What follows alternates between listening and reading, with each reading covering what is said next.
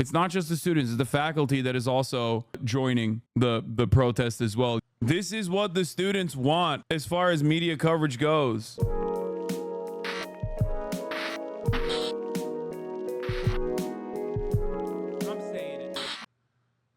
What the fuck is this? Breaking protesters believe police stormed the UCLA encampment imminent. Here's the plan for the protesters that cooked up on Telegram. I'm unfamiliar with colored zones. They didn't exist when I was in the camp. I assume they were formed last night. Does UCLA LAPD headquarters know? Hi all. We expect the police response. Captain Israel. Hi all. We expect the police response by 6 p.m. or shortly after. All intel is pointing towards a sweep, but there's no need for panic, just reasonable caution. We are no longer differentiating between pink and red. Individuals previously in the pink zone will now be assuming the same risk as those currently in yellow. Due to the present circumstances, our zones of risk have shifted and are as follows. No, this is fine. This is on camera too, chatters. It's okay. No, the protest, these are, guys, it's not a leak, okay? Well, this guy thinks he's leaking it because he's an idiot. But this is literally organizing, okay? Red means you are willing and able to be arrested so you can stand in the front lines when police come cracking skulls, okay? Pink is supposed to be low risk, which means that you can still be put in harm's way. But overall, you're not, overall, you're not as big as as big as a risk. Why are white people on the outside barrier first line? Think about it. Think about it. This kind of ties back to the police brutality conversation that we were just having about. Think about it. How does police brutality work? When they see, rich white kids, seemingly, they are supposed to be a little bit more reluctant to start cracking heads as opposed to seeing brown kids in hijabs and shit. The white people in the front is shit-lib bullshit. Man, shut the fuck up. No, it's not. It's perfectly reasonable. They're trying to minimize police brutality. If you put mostly black kids and mostly kids with hijabs and shit in the front lines of that protest movement, police are going to be way more readily. I mean, police are still going to crack skulls. Make no mistake. Yeah, it's the same principle for why Doctors Without Borders exists. Chatters being like, well, that's racist. Why do you think organizations like Doctors Without Borders exist? Why do you think Western media lost their minds when Israel killed not 200 aid workers, but 7 white aid workers from the Western world? Yeah, it's so crazy to notice things like white supremacy, and then your immediate reaction to that notice, your immediate reaction to noticing white supremacy is to go, the real racists are the ones who noticed white supremacy and are trying to use it to the best of their advantage in these horrifying circumstances. Chatters be like, I can't believe white students were placed at the forefront of civil rights movement student demonstrations and not the black students. That's crazy. Why the fuck did they do that? I see no color. The real racism is not the police force that's very ready to just crack skulls. Yeah, police will do this meme in real time. All right. Let's watch what Chris Hayes had to say about these student 1969, protests. group of students at Morehouse College, historically black college in Atlanta, were frustrated by what they said was the school's slow progress on civil rights. And they'd protested, they'd been rebuffed. So they locked the college trustees in their office for 2 days and essentially held them hostage. Now, one of the trustees was Martin Luther King Sr., father of the recently slain civil rights leader. He began having chest pains, and one of the students later said, "We let him out of there so he wouldn't be accused of murder." That student and his classmates eventually gave up under a promise of amnesty from the college. Yep. The college reneged, and he was expelled. It would be years before he was rehabilitated, decades before he became known the world over as actor Samuel L. Jackson. Now, I tell this story for 2 reasons. One, to remind us that college activism has long been a part of college education. The other reason, though, is to get a sense of proportion. Pretty sure they had guns, too, by the way, at Morehouse. Just saying, like, straight up. Which seems lacking today. As we watch the disturbing imagery emerge from campuses at Columbia, UCLA, University of Texas, University of South Florida, so many others, where cops, or in some cases mobs, took down pro-Palestinian student encampments and protests, as well as professors and journalists and just random bystanders. The cumulative effect of all this coverage, along with some unverified assertions from police and politicians, has been to drive home the idea that student protests are basically a terrorist-level threat, that they have to be neutralized by battalions of cops armed like soldiers with MRAPs and sonic cannons. The reason this seems to me a reaction that's out of proportion to the protests themselves. It seems especially true when you look at some other campuses like Brown University, where administrators negotiated with student protesters who took down their encampment, and Wesleyan University, whose president said the protesting there was nonviolent and non-disruptive, adding, as long as it continues in this way, the university will not attempt to clear the encampment. Now, these universities, crucially, have reiterated their important existing rules against anti-Semitic invective and harassment, certainly, while also protecting assembly, which seems sensible, also out of step with what you're seeing elsewhere. Because ever since October 7th, when Hamas committed its atrocities in Israel, there has been this obsessive media focus on college campuses. And that's true partly because there are genuine issues worth debating, including the degree to which universities are creating spaces that are hostile to pro-Israel Jewish students, where they feel under threat, or universities, the degree to which they're suppressing pro-Palestinian speech. And those issues really do matter. But the way that so many prominent voices have focused so exclusively on colleges feels honestly a bit decadent to me. Like we're doing a paper doll version of the conflict, because the actual reality of what's happening in Gaza is so horrific, unceasing, and high stakes. It's more enjoyable to argue about what college kids are doing than to confront.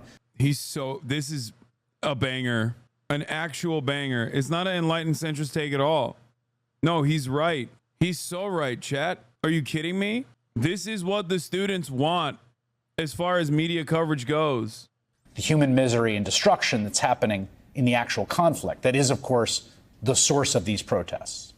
This is famous Hasanabi head Chris Hayes on a show on MSNBC, All In with Chris Hayes, doing a monologue. What seems most worth debating isn't campus speech, but whether the U.S. government should continue to fund and support an Israeli war in Gaza that has pushed more than 1 million people to the brink of famine, a war that has damaged half of the buildings in Gaza, a war that has failed to bring home most of the hostages held by Hamas, that has in fact led to the death of some of those hostages, as well as the deaths of an estimated 34,000 Palestinians, including roughly 10,000 women and 13,000 children. Is that ongoing effort morally defensible? Is it strategically wise? Are we as a nation doing the right or wrong thing in continuing to support it? Now, whenever that becomes a question, it almost becomes reflexive to challenge the questioner. And I can't help but think of the protests that marked the lead up to the Iraq War, which were both widely attended and widely attacked. And many, many prominent war supporters, including one-time student protester Christopher Hitchens, blasted those demonstrations.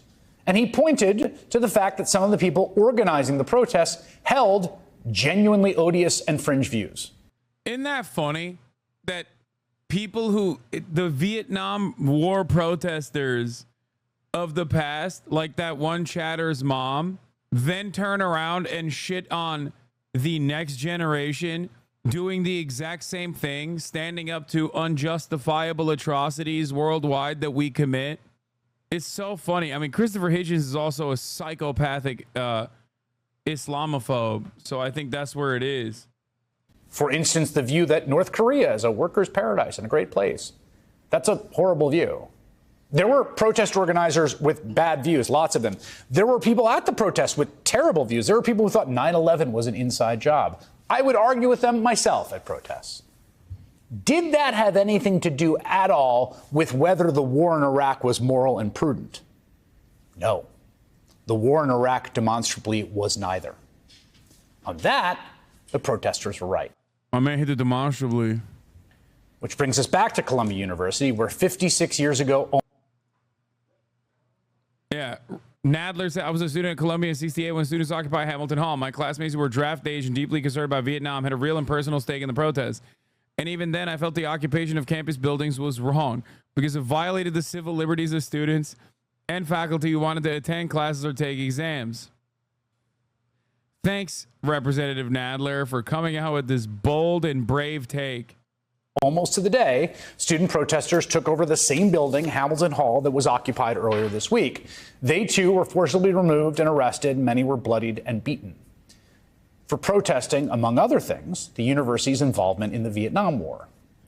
They believed the war was a moral catastrophe and the U.S. should stop waging it. They were right. And the fact that there were absolutely genuine extremists among those protesters in 68, again, had no bearing on whether they were right or not about that.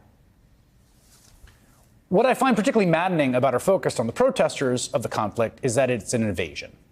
It avoids the difficult task of being universally empathetic to our fellow human beings and truly reckoning with the scale of devastation that is wrought by our country in our names, with our support. In the aftermath of 9/11, we waged a global war on terror for 2 decades that killed an estimated 430,000 people, many of them children, women, elderly, innocents. In Vietnam, we are estimated to have killed more than 1 million people, huge swaths of them civilians, women, children, male non-combatants, old people, and the like. Can you even make sense of those numbers? I can't. No one can. It's hard to think of them, to contend with them as actual real human beings who lived lives before he took them, who are people like you or I, who were loved by the people in their lives. It is much easier to get angry at the spoiled brats on college campuses. Why are they being so disruptive? What are they so upset about? If you feel that way, which I can understand, honestly, I felt irritation and anger at protesters many times in my life, even ones I was ostensibly on the same side as, broadly speaking. If you feel that way, just try recasting the question. Why are all these people so upset that we're helping a government wage a brutal war that's killed 13,000 children? The question kind of answers itself. To take seriously the scale of human suffering that's happening in Gaza doesn't mean you must come down on the side of the protesters, certainly. There are many people who think the war is a brutal but necessary campaign for Israel's defense. Oh, come on, bro. Yeah, and those people are heartless monsters, and they're wrong. They're deluded sociopaths. They're deluded sociopaths fueled with Islamophobia and might is right politics, thinking that they will never be on the receiving end of such atrocities because of the seemingly endless support that they have received, the arrogance that is calcified in their hearts. What it does necessitate is that you weigh all the human suffering against the actual end game of the conflict that is currently being waged and is unarticulated as of now. A conflict the U.S. continues to support. I guess he has to say that to keep his job, you know what I mean? Our humanity demands we focus on those questions first and last. Chris Hayes really a Hasanabi head? Yes. Yesterday, one of my coworkers actually complained to me about the same thing. 2 of the students in his class were arrested and was not able to attend the final exams. He said it messed up his schedule of giving exams. He expressed his frustration on his students, and I told him that he should instead be angry at the police and university. Yeah, it's funny to think that, these children are spoiled brats, and it's like, bro, they're literally putting their life on hold. That is why the argument makes no sense. Oh, they're such spoiled brats. That's why they're risking getting arrested. Northwestern University, like Brown and several other elite schools, ended their encampment protest by agreeing to an extremely milquetoast set of policies. In response, the ADL Stand With Us and the Brandeis Center have demanded that Northwestern's president resign, along with a particularly unhinged statement. For the last 7 months, Jewish Northwestern students have been harassed and intimidated by blatant anti-Semitism on campus, worsening since October 7. Yesterday, President Schill signed an agreement with the perpetrators of that harassment and intimidation, rewarding them for their hate. For days, protesters openly mocked and violated Northwestern's code of conduct and policies by erecting an encampment in which they fanned the flames of anti-Semitism and wreaked havoc on an entire community. Their goal was not to find peace, but to make Jewish students feel unsafe on campus. President Schill gave them a seat at the table and normalized their hatred against Jewish students. It is clear from President Schill's actions that he is unfit to lead Northwestern and must resign. President Schill capitulated to the hatred and bigotry and empowered and emboldened those who have used intimidation, harassment, and violence to achieve their ends. It's just like the constant arrogance and babying, dude. It's literally It's like, wham. If you don't let me do a genocide, then guess what? I'm going to be really angry. Okay? If you don't let me do a genocide, then actually you must hate Jewish people. Like, I'm pretty sure, I don't know about Shill, but I'm pretty sure the president of Brown University is literally, is also Jewish. But, and plenty of the students on the anti-Zionist side that are making these demands are Jewish in both Northwestern and also Brown. But of course, doesn't matter. Shill is also Jewish. Yeah. There you go. It's just so crazy, dude. And they're like, I can't believe you're capitulating to these Jew-hating terrorists, these Arab dogs. Please. Yeah, this was a funny change in the abstract, but this is from 2 days ago. Pro-Palestinian student activists, many of whom are Jewish, taken out of the byline. Pro-Palestinian student activists say their movement is anti-Zionist, but not anti-Semitic. It is not a distinction that everyone buys. Why did they take out the many of whom are Jewish? Oh, by the way, here's some updates. I was going to talk about this because I've been in contact with some of the student activists, some of the organizers. Okay. Update from UCLA organizers. They're gathering officers' laws, trying to get a number of CHP, and may attempt to clear the encampment today. Also, UAW 4811 is planning on showing up en masse at 7 p.m. Pacific on UCLA campus. Also, another update, UCLA canceled classes today and declared the encampments illegal. Faculty were threatening to strike today. They're currently in an emergency meeting to see how to respond to last night's situation and things as they progress. UCLA encampment is currently on total lockdown. I can only come in and support if I know someone inside the encampment or if I'm just dropping supplies off. Supplies can be dropped off at the New Fowler Museum stairs by parking lot 5. I'm currently working on facilitating. I'm currently working on talking to the student organizers to see if I can attend as well. How many Jewish protesters are there? Do we have any data? I constantly get attacked by my Jewish friends that these protests are anti-Semitic, which is wild. I mean, I don't know if there's currently any kind of hard data on how many of the protesters are Jewish, but there's definitely a lot of Jewish anti-Zionists at that protest. I talked to many of them when I was there. They say the encampment is illegal, but nothing about these actual crimes that we saw. Admin at UCLA canceled the classes today. Faculty are calling for a strike in support of students tomorrow. The way our students were left completely unprotected is shameful. This is an assistant professor at UCLA of Asian American Studies Department, Noor Judah. Calling all faculty, no work on Thursday, May 2nd. We call on all UCLA faculty to refuse university labor tomorrow, Thursday, the day after May Day, in protest of the university administration's egregious failure to protect the students' protest encampment from attacks by self-professed and proudly Zionist mobs coming to campus every night to enact violence. Chancellor Block pointedly ignored the well-being and safety of these students in his campus message sent on Tuesday and failed to acknowledge it in his message today. Students from the besieged encampment wrote last night, the life-threatening assault we face is tonight is nothing less than a horrifying, despicable act of terror. Many students were injured, as were several faculty who rushed to the encampment to support the students. As faculty, we find our university administration to be complicit in such terror. We thus ask all faculty colleagues to show support for our students and stop work, including teaching tomorrow, May 2nd. The conditions imposed on our students are also our working conditions. We will continue to work stoppage if the university administration continues to fail our students. It's not just the students, it's the faculty that is also joining the protest as well. UAW 4811, which is what I just mentioned, is obviously not just auto workers, but UAW is comprised not just only of auto workers, but also grad students as well. I suspect that that is the grad student union. So faculty and staff are also joining the protests in solidarity due to the unimaginable amount. Wait, what? Check MHUD logs. One of them was literally a neo-Nazi. The guy that was coughing from pepper spray in the fireworks video is a neo-Nazi. More info on the video and the thread. Oh, this guy is? I was there. I got maced by this older man. Was coordinating the boys speaking Hebrew. They all had the same look. Brown hair, olive skin, and beards. If anyone has info about this guy, let me know. Leave our kids alone. They're a local transphobic movement that has been harassing our schools. This is the info about the neo-Nazi. This guy, Narek Palyan, is a neo-Nazi. Zionist coordinated with a neo-Nazi to attack Jewish and Palestinian students and journalists. UCLA has taken down the Daily Bruin website. Wait, what? No way. Oh my God. They did. It's a host error. If you're looking for wait, I've been told that it was done to censor the student journalists. They sent me a copy of their most recent article before it was taken down. What the f is going on, man? Refresh. It's there. I mean, I went on the website. It says browser working, Los Angeles Cloudflare working. The host is giving an error. UCLA Radio News is up still. Why is it? It's up. Click on the actual article. I get the error now, but it works. Well, I'm trying and it's not letting me get in, but maybe other people are able to get in. Likely a CDN error. Your regional area might have it offline.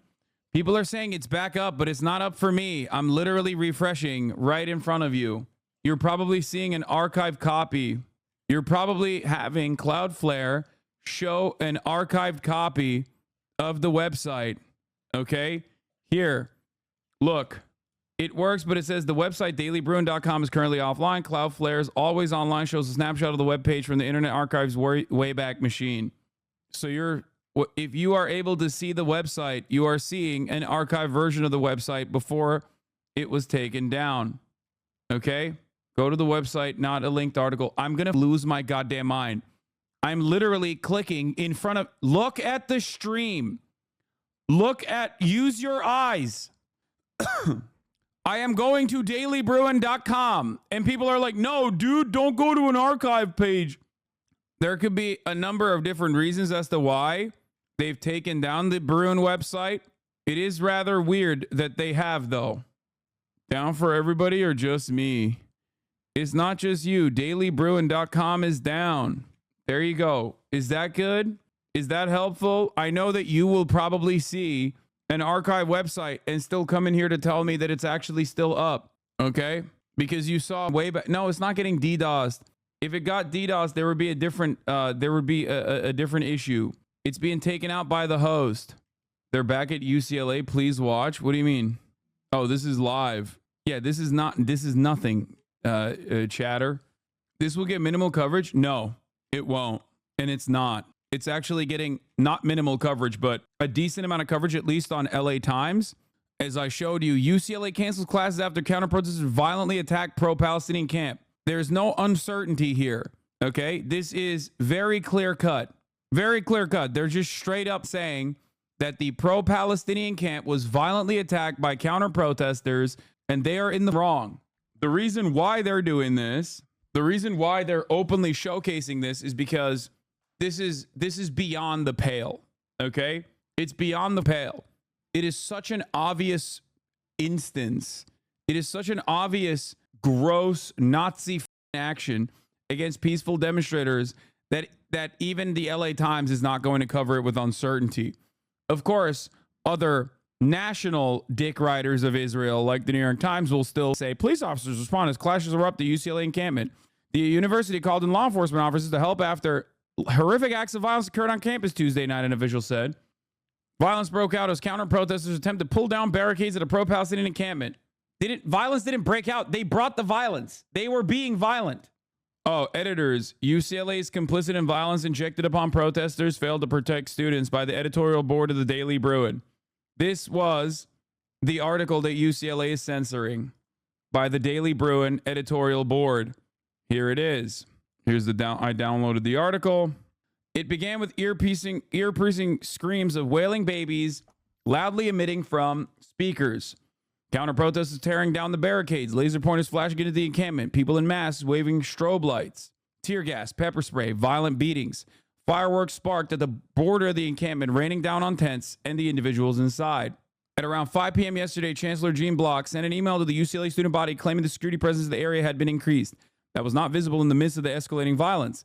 And even with the security present, there was no mediation far into the night. UC President Michael Drake expressed support for Block's decision to declare the encampment unlawful Tuesday evening, adding that action was needed when the safety of students was being threatened.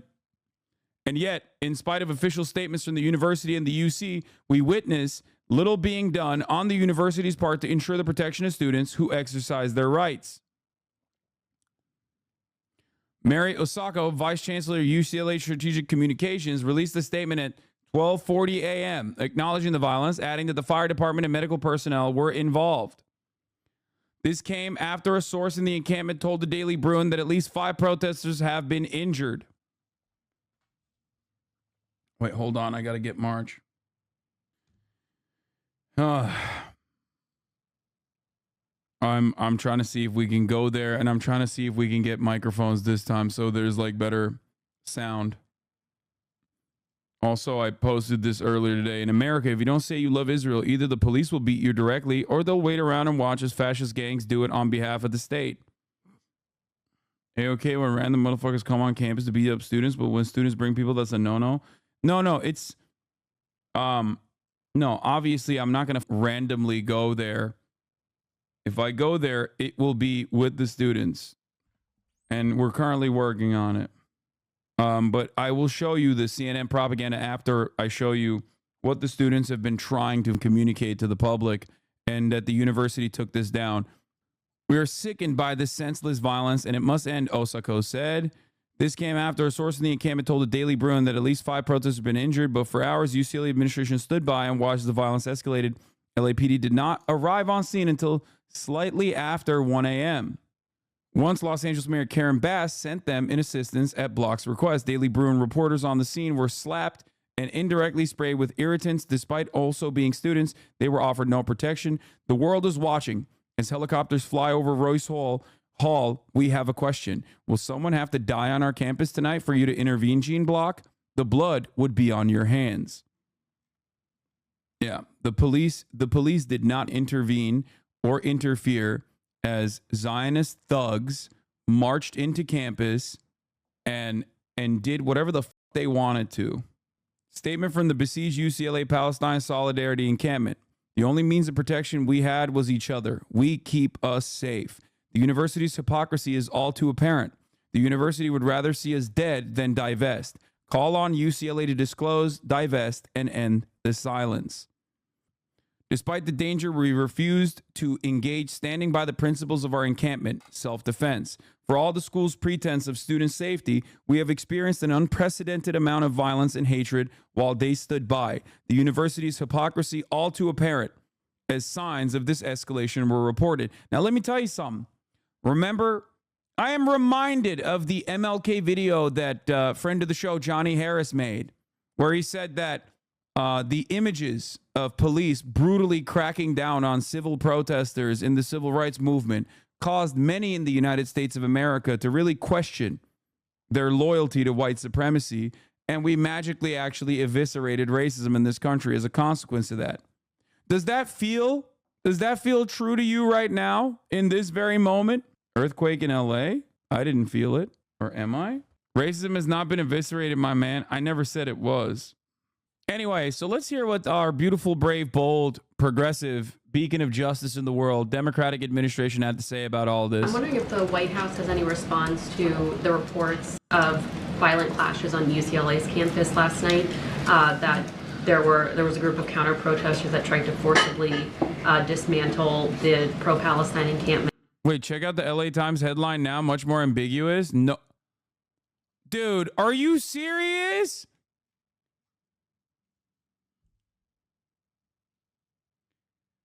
Well, consent is manufactured, everybody, right before your eyes. After violent protests at UCLA, UC president launches an investigation into response. After violent protests at UCLA, I wonder how that happened. There you go. In real time, in 4K, in real time. The House passed the anti-Semitism bill. House has passed the anti-Semitism bill to expand definition. Nice. I did. I added LA Times.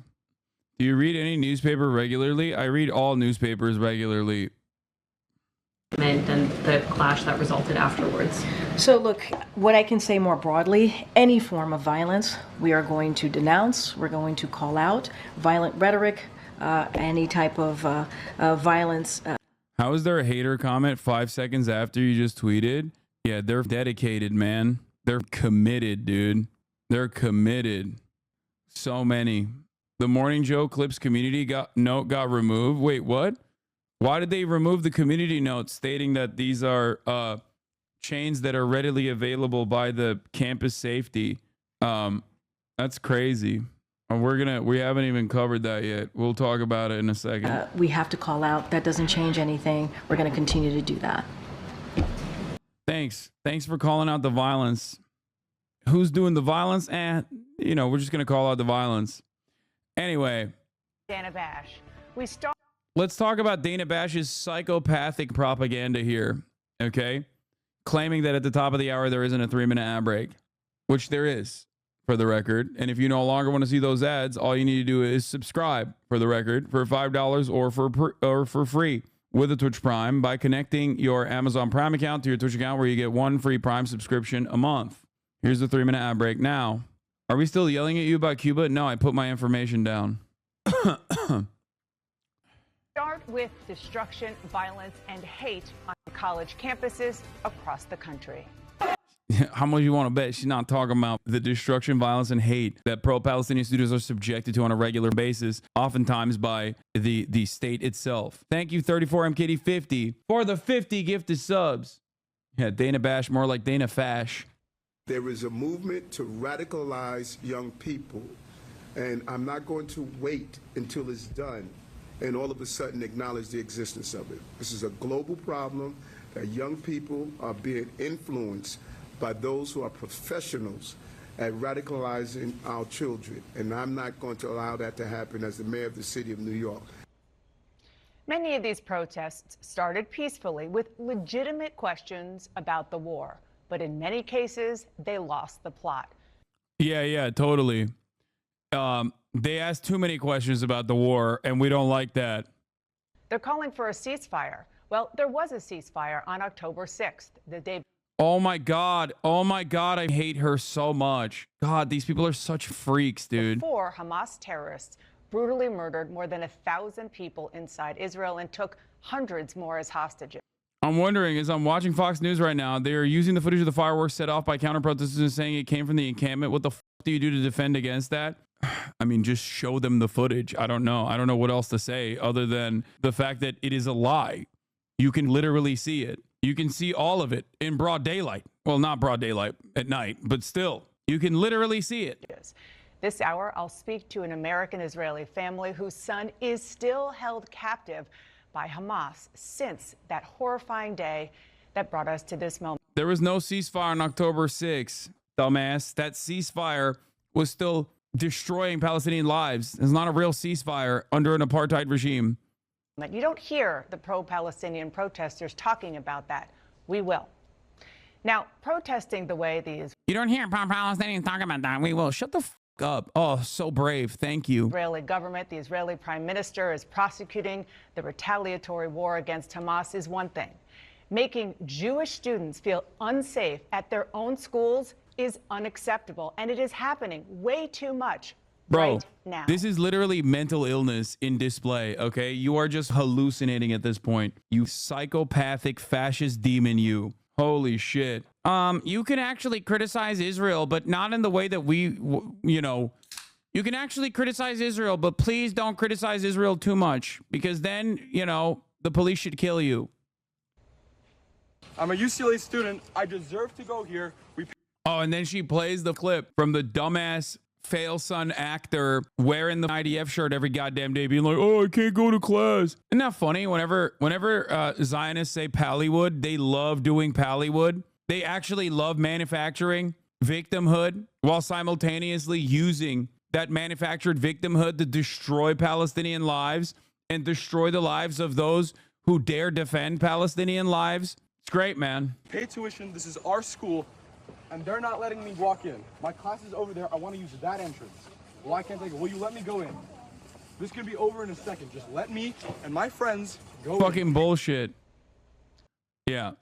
It's wild that CNN, like, do you think CNN doesn't have enough producers or editors or actual journalists to see exactly what the fuck is going on there? Do you think I have some secret superpower where I can see things that they cannot? No. Okay, it's not like I'm more capable than they are. It's just that I'm honest and they're not. They're dishonest. She's holding back tears. She's Again, what you just saw is 2024 in Los Angeles. Shut the fuck up, you freak. God damn it. Here's another wonderful CNN. What? These protests are literally just trying to get a soundbite to go viral and seem like a martyr for zero effort. Like, sir, people's families and wives are up in the air. Nobody cares about this guy guzzling buckets of cum on camera by saying he can't walk to class. Yeah, I mean, that is precisely what that dude is doing. He's literally a TikToker, I think. They're literally, and it works because the media does. The media does literally take that one snapshot and go, see, they're telling Jews they can't go to class. It's not true at all. It's complete bullshit. He's trying to walk into the encampment, and he has been for 4 days, 5 days now. CNN, of course, doesn't give a shit about the context. We've seen it. What is this? Lauren Boebert attempts to rip down Palestinian flag that was draped over George Washington statue at the GWU campus.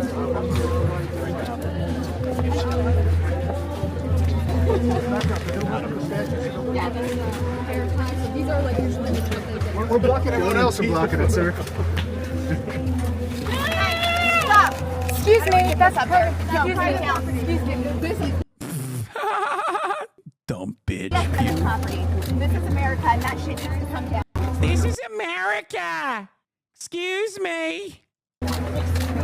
Weak ass. It is private property.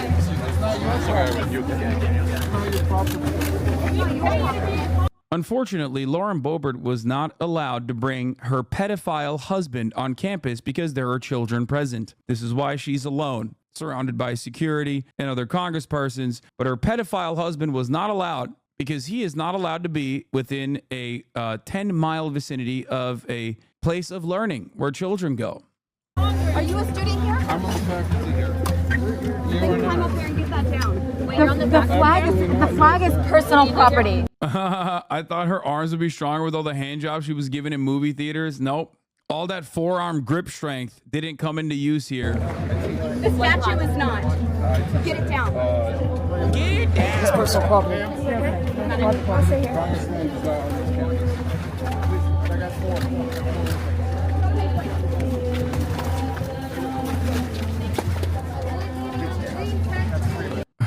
Zionists always demonstrate phenomenal arrogance and act like they own the place no matter what. Yeah, I saw her brilliant take. Friend of the show, Jabri, owned her as well. I got a strange inkling that all these Columbia and UCLA students running around yelling free Palestine would not be jumping at the opportunity to do a semester abroad in Gaza. To which Jay Aubrey and many others correctly pointed out, that's impossible to do because Israel destroyed all the universities in Gaza. Literally every quote tweet. This one's good. You claim to be against murder and yet you do not wish to be murdered. Curious. This is obviously a joke, but unironically, this is like how debate lords are. This is how they carry themselves like regularly.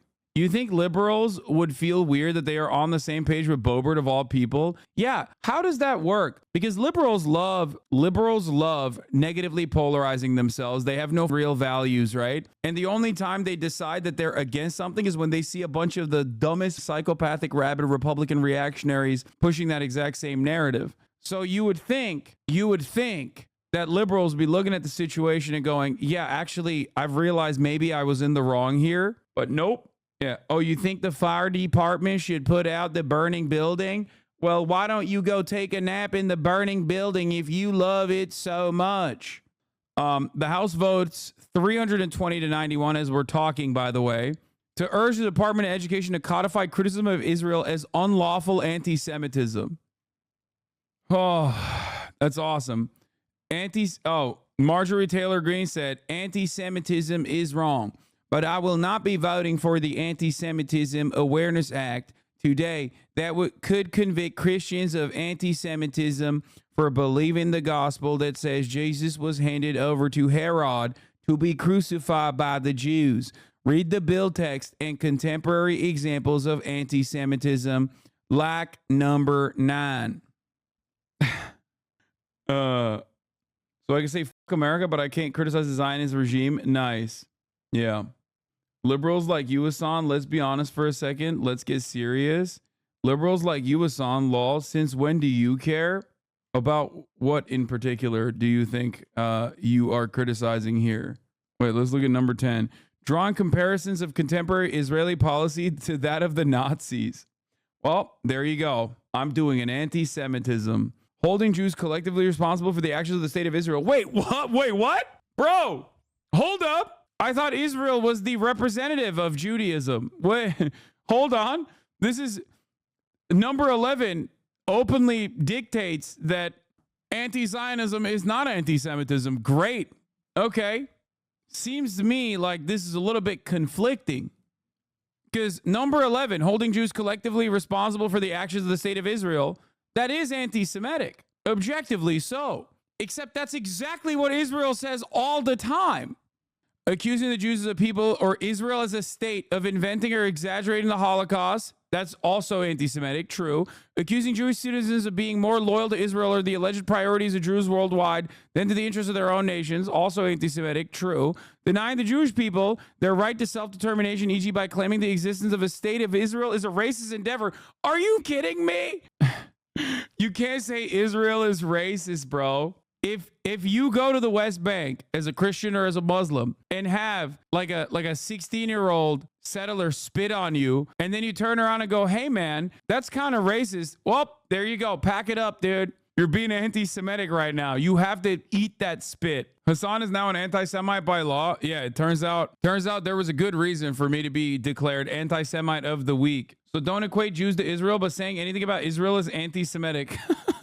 Yeah, obviously, Israel's actions are completely, literally replace Israel in that sentence with any other country. People look at you like you have three eyes. Yeah, for example, if you changed Israel to Saudi Arabia, okay? If you changed the state of Israel to the state of the kingdom of Saudi Arabia, okay? And then changed Judaism to Islam, literally everyone would be like, shut the fuck up. What are you saying? Shut the fuck up. You would not find, I don't even think you'd find Saudi Arabians who love the kingdom to accept that.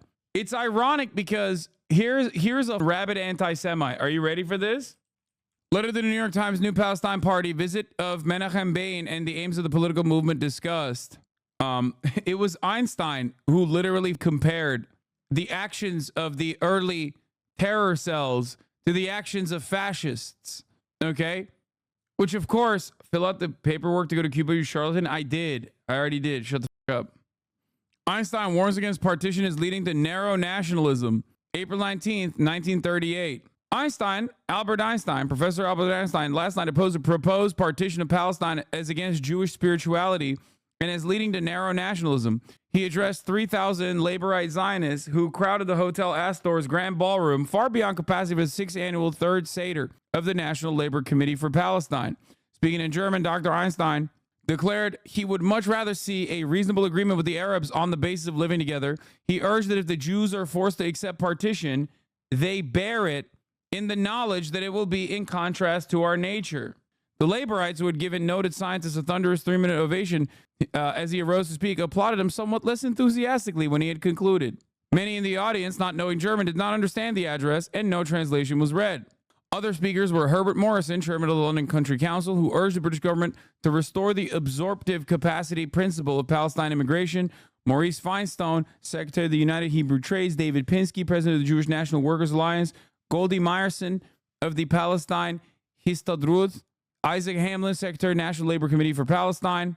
It's weird that all of these Jewish orgs and early Zionist orgs were, some of them just use the term Palestine?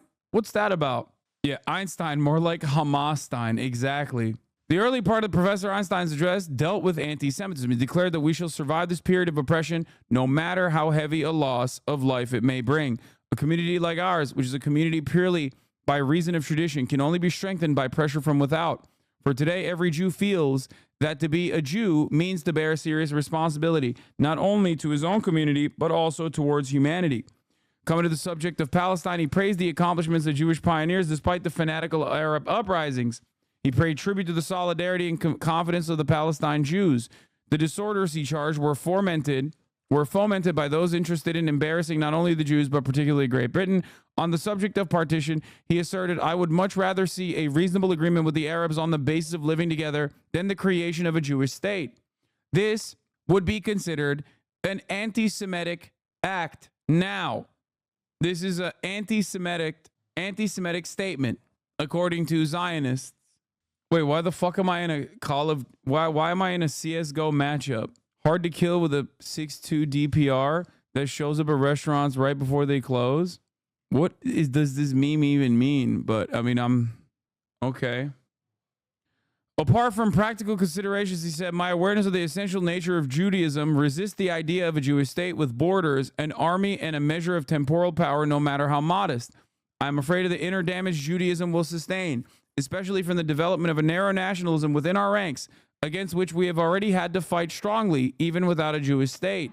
We are no longer Jews of the Maccabean period. A return to a nation in the political sense of the word would be equivalent of turning away from the spiritualization of our community, which we owe to the genius of our prophets. And if external necessity should, after all, compel us to assume this burden, let us bear it in the knowledge that it will be in contrast to our nature. Who is this guy? Seems smart. Yeah, he was a pretty smart guy, you could say. Socialist, smart guy. Definitely had enough foresight to warn against, these sorts of things happening. Condemning violence in our community from the UCLA chancellor. 16. Good morning to all of you. Some pretty stunning images coming to us overnight, Evan. We also are just learning at this hour that banners have been hung from the hall. They read Hind's Hall and Intifada. Hind is a reference to a woman who was killed in Gaza. A woman. Intifada, of course, a reference to uprising, violent struggles that Palestinians have had over the years against Israel. Woman. CNN's Casey Hunt referring to 6-year-old Hind Rajab, a woman killed in Gaza. Nice, man. Come on, guys. Come on, please. What are we doing here? 6 years old, man. Anyway, new. Israel warned the Biden administration, this is from 4 hours ago from Barak Ravid. Israel warned the Biden administration that if the International Criminal Court issues arrest warrants against Israeli leaders, it will take retaliatory steps against the Palestinian Authority that could lead to its collapse. Here's Prem Tucker's translation. Israel is blackmailing America, its largest funder, supposedly the world superpower, to make it stop an international court from holding Israel accountable for war crimes, all by threatening to hurt the people it's accused of committing war crimes against even more. Nice. Thanks, guys. Well, can't do anything about it.